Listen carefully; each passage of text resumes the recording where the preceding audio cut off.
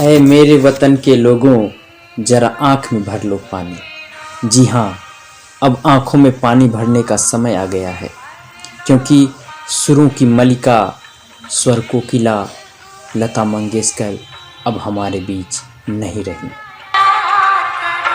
Covid positive होने के बाद अस्पताल में भर्ती हुई और उसके बाद उनकी तबीयत बिगड़ती चली गई और आज उनका निधन हो गया है। राष्ट्र की आवाज, भारत कोकिला, सुरों की मलिका सब उन्हीं के उपनाम है। पार्श्व गायन की बात हो और लता जी का जिक्र ना हो, ये नामुमकिन है। भारत की सबसे लोकप्रिय गायिका लता मंगेशकर का जन्म 28 सितंबर 1929 को इंदौर शहर में हुआ था, जो मध्य प्रदेश में स्थित है। लता जी के पिता का नाम दीनानाथ मंगेशकर, जबकि माता का नाम शेवंती उर्फ सुधामती मंगेशकर था। दीनानाथ मंगेशकर एक प्रसिद्ध शास्त्रीय संगीतज्ञ एवं गायक होने के अलावा एक प्रसिद्ध मराठी थिएटर अभिनेता भी थे।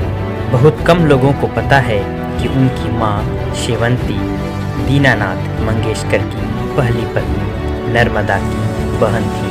5 भाई बहनों में लता मंगेशकर सबसे बड़ी थी। जब लता मंगेशकर मात्र 12 साल की थीं, तभी उनके पिता ने परिवार का बोझ उनके कंधों पर छोड़कर इस दुनिया को अलविदा कह दिया। मीना खांडेकर उस समय 10 साल की थीं। उनसे छोटी आशा थीं, उसके बाद उषा और हृदयनाथ। लता जी के 90 साल पूरे करने पर दैनिक भास्कर को बहन मीना खांडेकर ने बताया था कि परिवार पर मुसीबतों का पहाड़ टूट पड़ा था।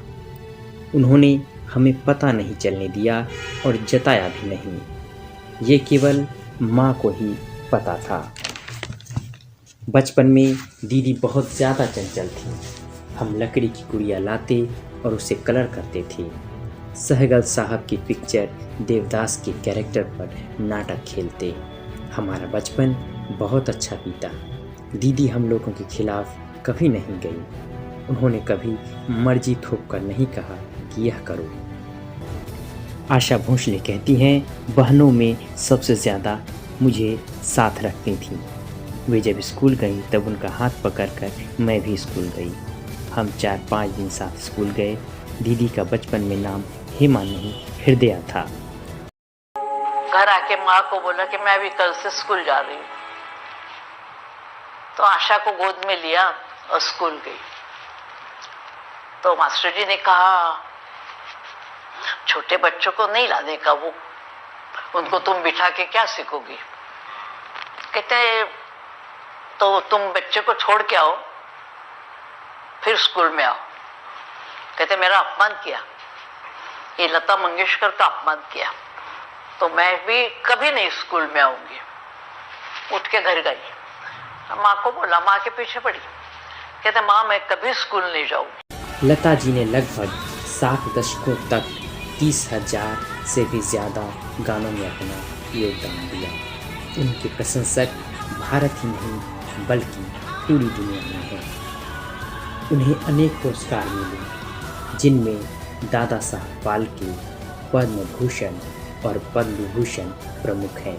साथ ही उन्हें भारत का सर्वोच्च नागरिक पुरस्कार यानी भारत रत्न भी दिया जा चुका है। लता जी के निधन से पूरी दुनिया के संगीत प्रेमी शोकाकुल हैं। निधन तो लता जी के शरीर का हुआ है, उनकी आवाज़ तो अमर है।